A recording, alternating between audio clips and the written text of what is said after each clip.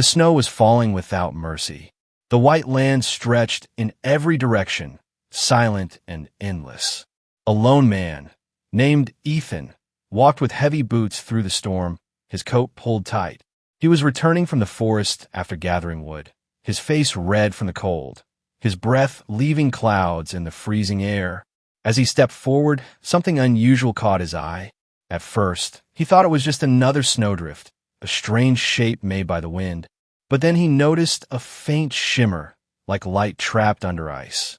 He stopped, his heart beating faster, and slowly moved closer. There, half buried in the snow, lay a figure. It was small and fragile, curled up as if trying to hide from a storm. The skin was pale, almost glowing, and strands of silver hair lay scattered across the ice. Ethan froze, unsure if this was human, animal, or something else entirely. He bent down and brushed the snow from the figure's face. What he saw made him shiver, not from the cold but from disbelief. The face was delicate, with features too sharp, too perfect to be human. Her eyes were closed, her lips trembling as if she was fighting for every breath. Ethan's first thought was to walk away. This was not normal, not safe. The stories of spirits and strange creatures whispered by the villagers echoed in his mind. But then he saw her hand twitch weakly, fingers thin and shaking, reaching as if begging for help. Compassion overpowered his fear. He pulled off his thick scarf and wrapped it around her body. The girl was freezing, her skin like ice under his touch. He lifted her gently, surprised by how light she felt, almost weightless, as if she was made of glass. The journey back to his cabin was difficult. Snow bit at his face, the wind howled, and his arms ached from carrying her. Still, he pressed forward, step after heavy step. Something deep inside him whispered that leaving her to die would haunt him forever. At last, the cabin came into view, its small chimney sending out thin smoke. He pushed the door open with his shoulder and hurried inside. Warmth greeted him, the fire he had left alive still glowing in the hearth.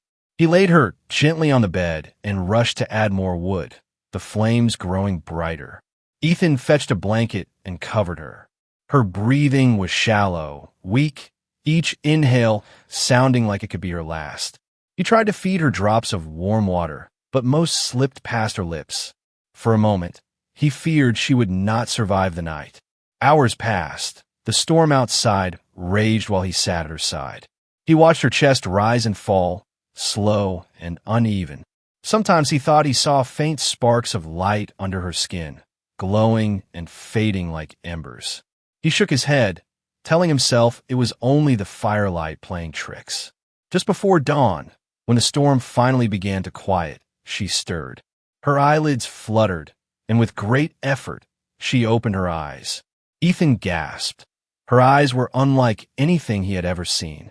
They were a glowing shade of blue, deep like the sky after rain, yet burning with strange energy. Her lips moved, struggling to form words. At first, nothing came but broken sounds, weak and soft. Then, in a trembling voice, one word escaped. Family. Ethan stared, his heart pounding. He had no idea what she was, where she came from, or why she had collapsed in the snow. But in that single word, he heard a plea, not a threat, not danger, but a desperate call for belonging.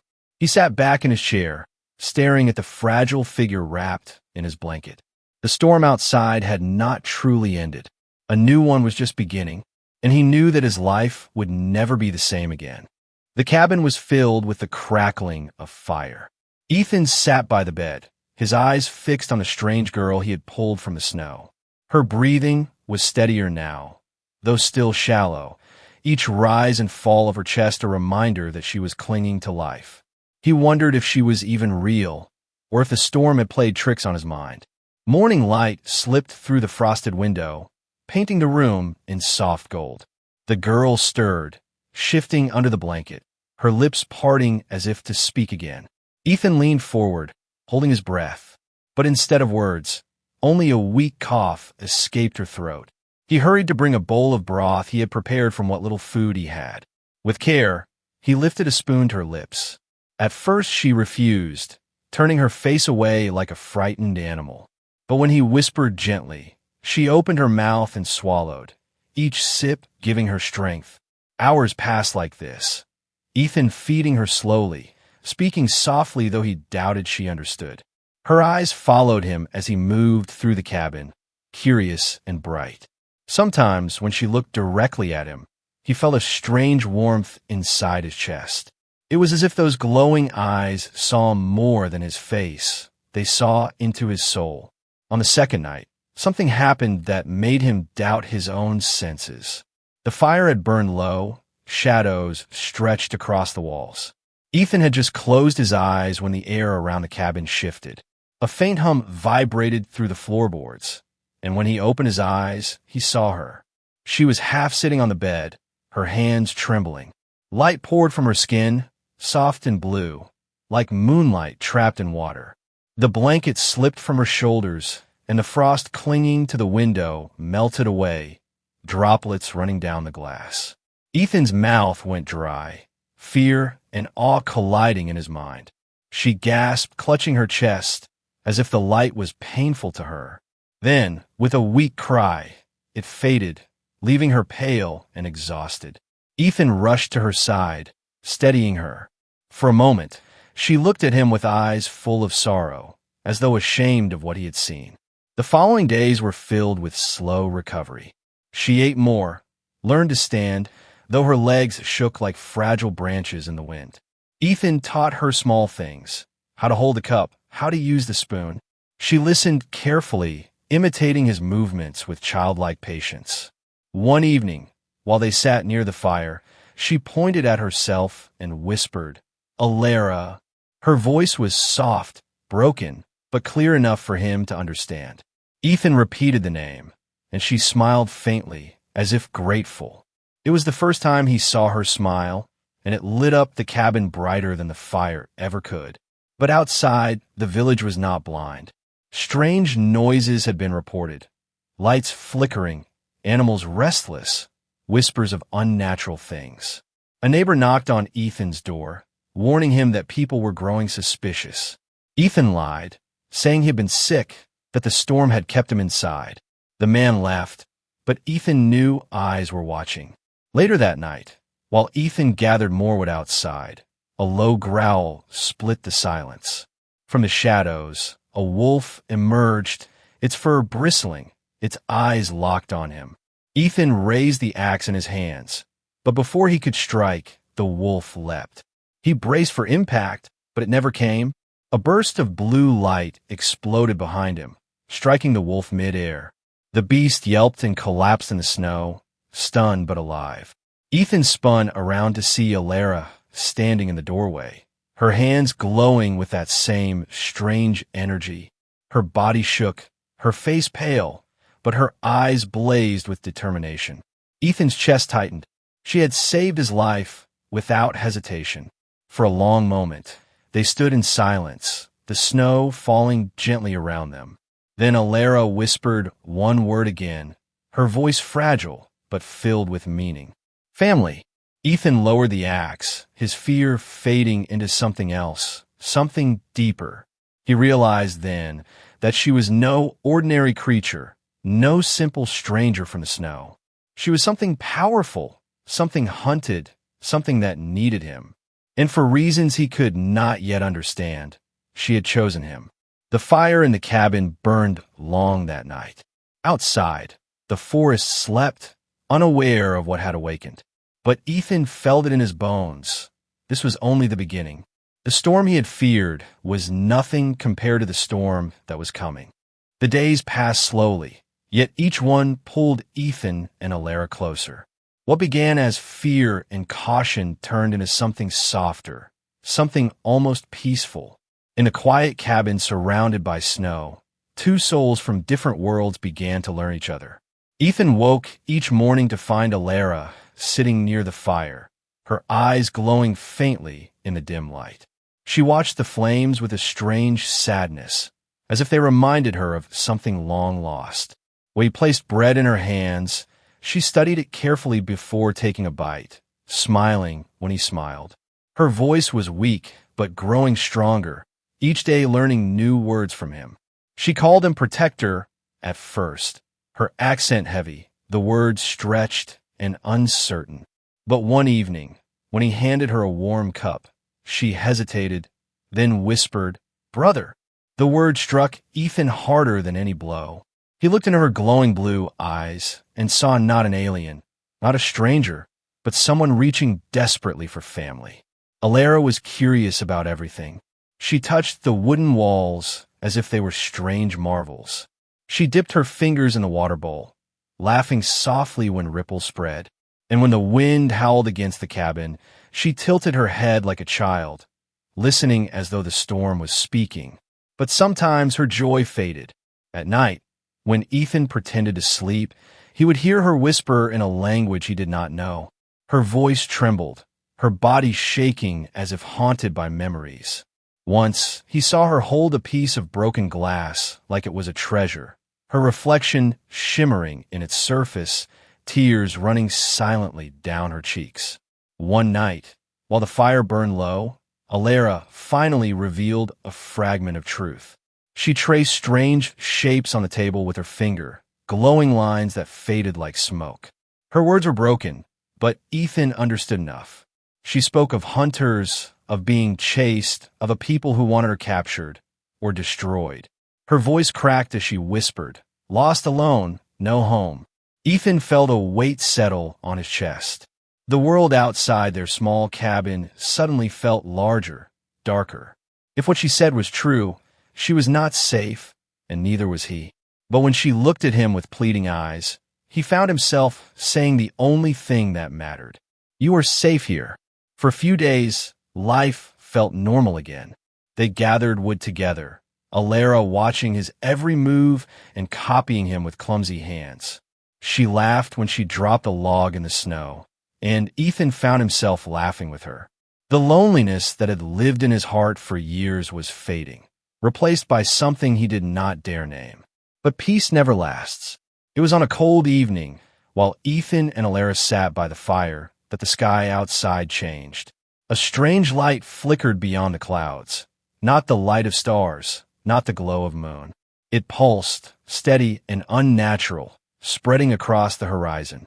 Ethan rushed outside, his boots crunching on the snow.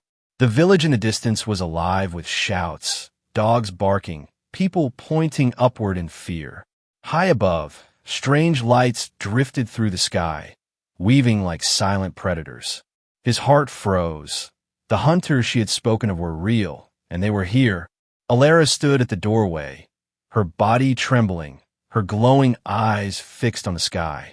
Her lips moved silently, whispering words in her own tongue. For a moment, her face was filled with fear, but then it changed. Sorrow gave way to determination. She looked at Ethan, her voice firm though soft. "They find me." Ethan's hands clenched into fists. Every instinct told him to run, to hide, to throw open the door and beg the strangers to leave them alone. But when he looked at Alara, fragile yet strong, lost yet clinging to him, he knew he could not surrender her. Not now, not ever. That night, sleep did not come. Alara sat by the window, watching the lights in the distance, her eyes glowing faintly in the darkness. Ethan sharpened his axe, the sound of metal on stone echoing through the cabin. Both knew that the quiet days were ending, and that danger was no longer far away. The snowstorm outside had passed, but a greater storm was rising, one that carried fire, shadows, and hunters across the frozen land. And deep inside, Ethan realized something he had not dared admit. Protecting her was no longer just kindness. It was something far greater. She had called him brother, and in that single word, she had bound their fates together. Whatever came from the sky, whatever hunted her in the shadows, he would face it, because now she was not just a stranger. She was family. The village was restless. Smoke curled from chimneys, but the warmth inside each house could not silence the fear outside. Strange lights still hovered in the distant sky, gliding slowly like watchful eyes. The people whispered of omens, of spirits, of curses that had followed the storm. Ethan walked carefully through the snow-covered path, his coat pulled tight, his face calm, though his heart pounded. He needed food, firewood, and information, but above all he needed to keep suspicion away from his cabin. Every glance from the villagers felt sharper, heavier. They asked questions. Why had he been gone from gatherings? Why his windows glowed late at night? Why animals seemed restless near his land? He gave simple answers. He said the storm had made him sick, that he had been too weak to join them. Some nodded, accepting his words, but others kept staring, their eyes narrowing with doubt. He knew rumors were spreading like wildfire in the frozen wind. That evening, strangers arrived. Not men of the village, not hunters of deer or wolf, but beings clad in dark armor that shimmered faintly. Their boots sank into the snow without sound, their faces hidden behind smooth helmets.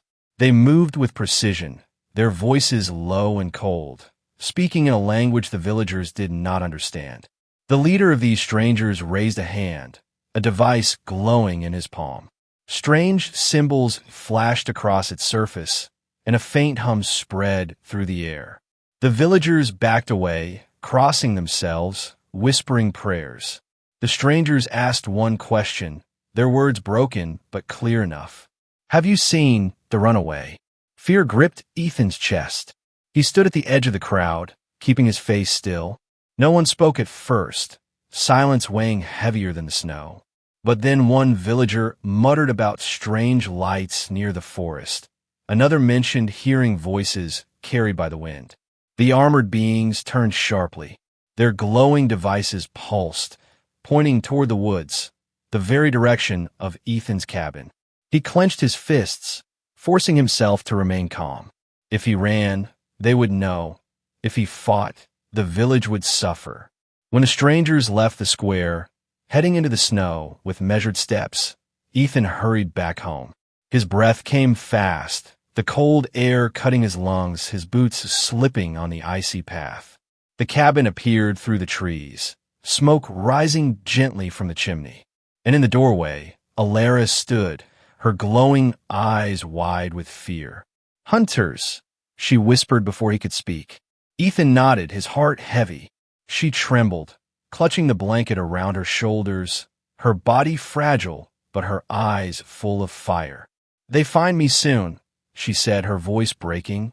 Ethan closed the door behind them and barred it.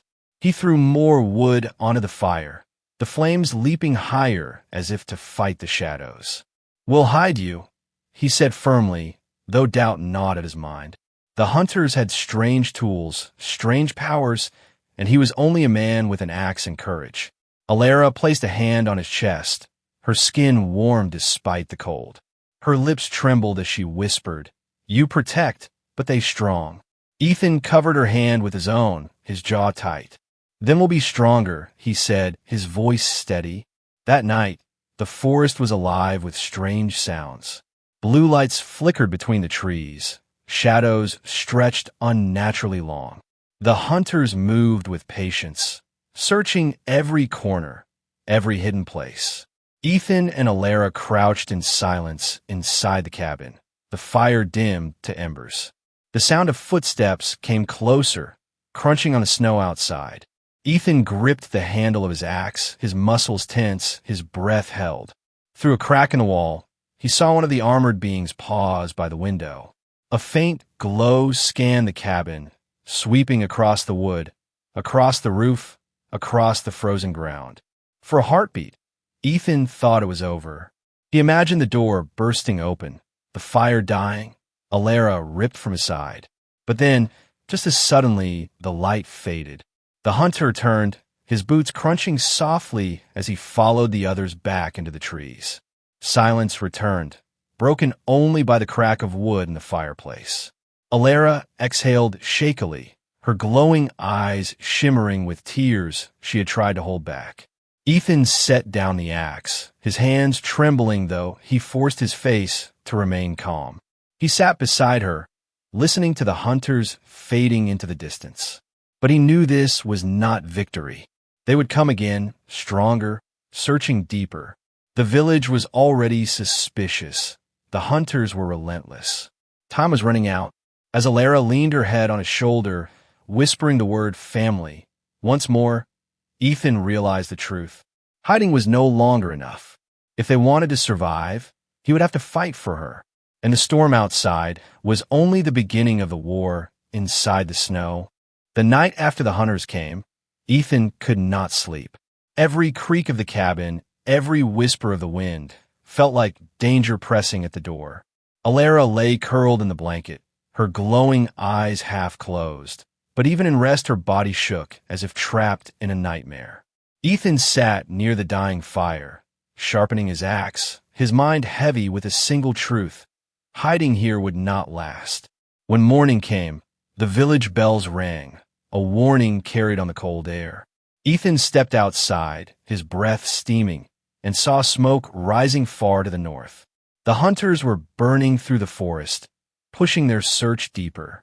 If they reached his cabin again, if they found Alara, there would be no second chance. He packed quickly, bread, dried meat, water. He wrapped the thickest cloak around Alara and pulled boots on her fragile feet. Her steps were unsteady, but when he whispered, "We must go," she nodded with quiet trust. Together they slipped into the trees, leaving the cabin behind. The climb into the mountains was harsh. Snow rose to their knees. The wind howled through the pines. Ethan carried Alara on his back when she stumbled, his muscles screaming, but his will unbroken. Every time he thought of stopping, he remembered the cold glow of the hunter's devices and forced himself forward. Alara tried to help in her own way. When Ethan's strength faltered, she touched his shoulder and warmth spread through him, faint but real. When the storm grew too strong, her hands glowed softly, melting the snow ahead into a narrow path. But each time she used her gift, she grew weaker, her breath ragged, her face pale. By nightfall, they found a shallow cave in the mountainside. Ethan built a fire from what dry wood he had carried, the flames flickering against the stone walls. Alara sat beside him, her body trembling, her eyes watching him with silent gratitude. She whispered, "Safe, here," but Ethan shook his head. "No place is safe if they keep hunting," he said, his voice low. Her lips pressed together, sadness filling her gaze. Then she leaned closer, her hand brushing against his, and for the first time she spoke a full sentence in broken English. "You stay, you fight." The words struck him like the mountain wind. She knew, just as he did, that running would not last forever. They would be found, whether in days or weeks. And when that moment came, he could not simply hide. He would have to stand. The following morning, the echo of footsteps reached the cave. Ethan stiffened, his axe in hand, his breath held. Through the snow outside, dark shapes moved, the hunters climbing with unnatural grace, their armor glowing faintly. They were close, too close. Ethan looked at Alara, her body frail, but her eyes steady. He whispered, "Stay hidden," and stepped out into the blinding white. The cold cut into his skin, but his grip on the axe tightened, his feet planting firm in the snow. He would not run this time. The first hunter spotted him, raising a glowing device. Ethan roared and swung the axe, shattering the weapon before the soldier could react. The second lunged, but Ethan dodged, the blade of his axe carving sparks against the strange armor. For a moment, the mountain echoed with the clash of man and machine. But they were many, and he was one. A blow struck his shoulder, sending him stumbling into the snow, his vision swimming. Another hunter raised a blade of light, its edge humming with deadly energy. Ethan raised his axe in defiance, ready to face the end. Then the air trembled. From the mouth of the cave, a surge of blue light exploded outward. Alara stood there, her hands glowing brighter than ever, her body shaking, but her eyes blazing. The hunters staggered back as the snow melted beneath their feet, steam rising into the frozen air. With a cry, Alara unleashed a wave of force, knocking the nearest soldiers off their feet. Ethan scrambled up, swinging his axe at another, the sound of steel against alien armor ringing through the mountain. Together, Man and alien fought side by side, one with raw courage, the other with desperate power. The battle was fierce, but the hunters were relentless. Each time Alara struck, her strength weakened, her glow dimming. Ethan saw it, the toll it was taking, and fear gripped his heart. But even as her body trembled, she whispered one word again and again: family. Finally, the hunters pulled back, their leader raising a hand, signaling retreat. They vanished into the storm, their shadows swallowed by the snow. Ethan collapsed to his knees, his chest heaving, his axe heavy in his hands.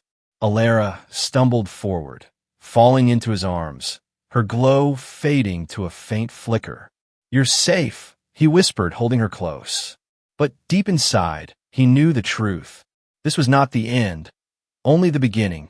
The hunters would return, stronger, and next time there would be no running. The mountain air was thin and sharp, carrying the echo of retreating hunters. Ethan leaned against the stone wall, his chest heaving, his shoulder aching from the strike he had taken. Alara rested in his arms, her glow faint, her strength drained from the power she had unleashed. Though the hunters had withdrawn, Ethan knew their retreat was not defeat. It was a pause, a moment before the storm returned even fiercer. For 2 days, they remained hidden in the cave. Ethan hunted small game with traps, gathering what food he could. Alara recovered slowly, sipping water, nibbling bread, her eyes always on him. Sometimes she tried to speak more words, broken English shaped by her strange accent. "Fight again soon," she whispered one night, her voice trembling but certain. Ethan only nodded, sharpening his axe with steady hands, knowing she was right. On the third night, the world changed. The quiet snowfields below the mountain erupted in fire. Flames spread like rivers of light, unnatural and deadly. The hunters were no longer searching. They were cleansing, burning the land to smoke out their prey. Ethan pulled Alara to her feet, but before they could move, the mountain shook. Strange crafts descended from the clouds, dark shapes with wings of metal, their engines humming like thunder. They landed in the snow, and from them poured more soldiers, armored and armed. The full hunt had begun. Alara's eyes glowed brighter, fear and determination clashing within her. "They not stop," she whispered, clutching Ethan's hand. He squeezed back, his jaw set. "Then neither do we," he said firmly. The battle began at dawn. The first wave of hunters stormed the cave, weapons raised, their armor gleaming. Ethan met them head-on, his axe striking with raw fury, splintering metal, denting helmets. He fought like a man possessed, every swing fueled not by skill, but by sheer will to protect. Alara stood behind him, her hands glowing.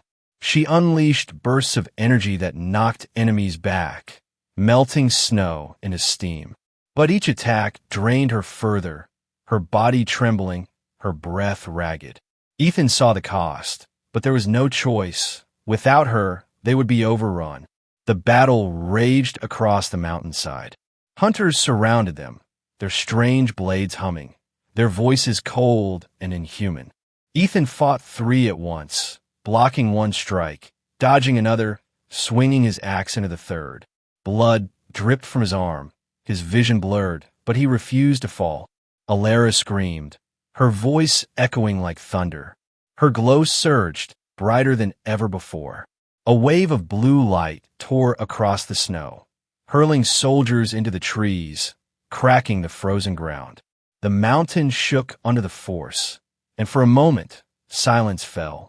Ethan turned to her, fear and awe in his eyes. She stood in the center of the glow, her silver hair whipping in the wind, her eyes blazing like stars. But then, her knees buckled, and she collapsed, the light flickering out. Ethan caught her before she hit the ground, holding her close, whispering her name. More hunters advanced, stepping through the steam, their weapons raised. Ethan lifted his axe again, though his arms shook, though his strength was fading. He placed himself between Alara and the enemy, his body a shield, his voice a growl. "You'll have to go through me," he said. The leader of the hunters stepped forward, taller than the rest, his armor marked with strange symbols. He raised his weapon, its blade humming with deadly light. Ethan stood firm, though every part of him screamed in pain and exhaustion. He thought of Alara's first word, whispered in the cabin, family, and he felt fire ignite in his chest. With a roar, he charged. The clash of man against alien leader shook the air, axe against blade, sparks flying with each strike. The hunters circled, watching, their breath misting in the cold. Ethan swung again and again, his arms burning, his strength fading, but his will unbroken. At last, the leader struck hard, sending Ethan crashing to his knees, his axe falling from his hand. The soldier raised his weapon for the final blow. But before it could fall, Alara's glow returned, faint yet fierce. She raised a trembling hand, and with the last of her strength, she sent a lance of blue light straight through the leader's chest. The armored figure froze, the blade of light flickering out. Then he fell, his body crashing into the snow with a hollow thud. The remaining hunters hesitated, their leader gone, their formation broken. One by one, they retreated, vanishing into the storm. Silence returned to the mountain, broken only by Ethan's ragged breathing. He held Alara in his arms, her body weak, her glow fading to the faintest shimmer. Her lips trembled as she whispered, "Now, we are family." Ethan pressed his forehead to hers, his voice shaking. "Always," he whispered back. The fire of battle was over, but Ethan knew this was not the end. The fire of battle was over, but Ethan knew this was not the end. The hunters would come again, stronger, with more fury. Yet as he looked at Alara, fragile yet powerful, broken yet unyielding, he knew something deeper. Together, they could face whatever storm came next, because family was worth every fight, every scar, every battle yet to come. The mountain was quiet again. The snow lay thick over the battlefield, hiding the fallen and covering the scars of fire. The hunters had gone, their shadows swallowed by the storm, their leader's body left behind in the frozen silence. Only Ethan and Alara remained, their breath heavy in the cold air, their hearts still racing from the fight. Ethan sat with Alara cradled in his arms, his axe lying forgotten beside him. Her glow had dimmed, no brighter than the faint shimmer of starlight. Her lips trembled as she tried to speak, but he hushed her, brushing snow from her hair. "Rest now," he whispered, his voice breaking. "You're safe." For hours, he stayed there, holding her, the fire of battle replaced by a heavy calm. The sun rose slowly, painting the snow in gold and red. The world looked peaceful, yet Ethan knew the peace was fragile, a thin layer over storming waters. The hunters had retreated, but not forever. When Alara finally opened her eyes, her voice was soft, weak, but steady. "They come again," she said, her words halting, more stronger. Ethan nodded, though his jaw tightened. "Yes," he admitted, "but when they do, we'll be ready." She studied him, her glowing eyes filled with something more than gratitude. It was trust, deep and unshakable, the kind that bound one life to another.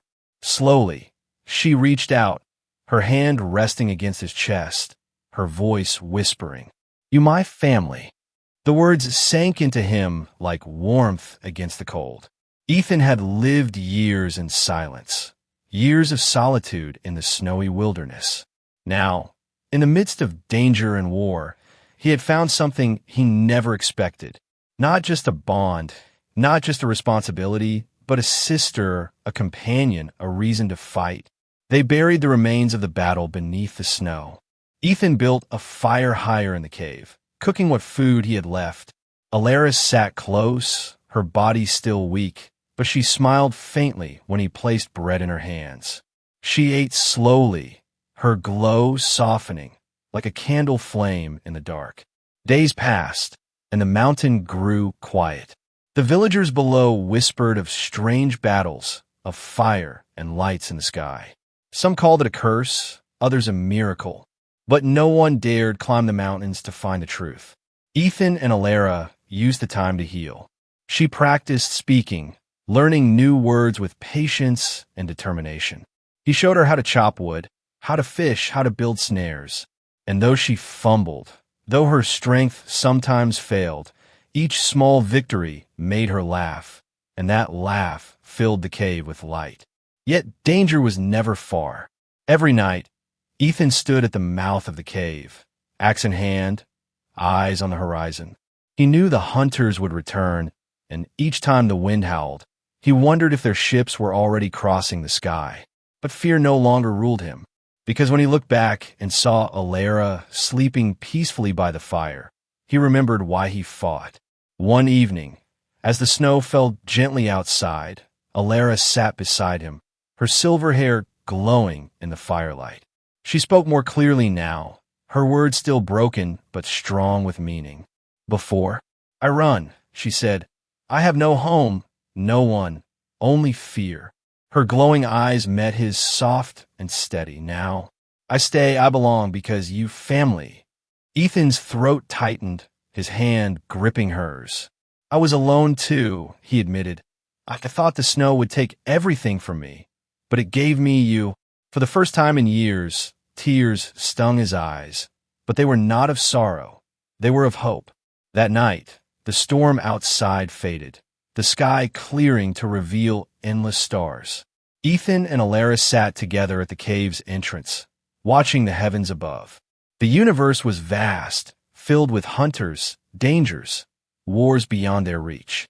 But in that moment, beneath the stars, they were simply two souls who had found each other. The war was not over. The hunters would return, and the battles would continue. But Ethan no longer feared the future, because he understood a truth stronger than any weapon, stronger than any storm. Family was not blood, not name, not origin. Family was the bond chosen in the face of fear, the promise to stand together even when the world burned. And as Alara leaned her head on his shoulder, her voice a soft whisper, always family, Ethan smiled. Whatever came next, they would face it side by side. The snow fell quietly, covering the scars of battle. The mountains stood tall, silent witness to their vow. And in the heart of the frozen wilderness, a human and an alien angel had built something no storm, no hunter, no war could ever destroy. A family,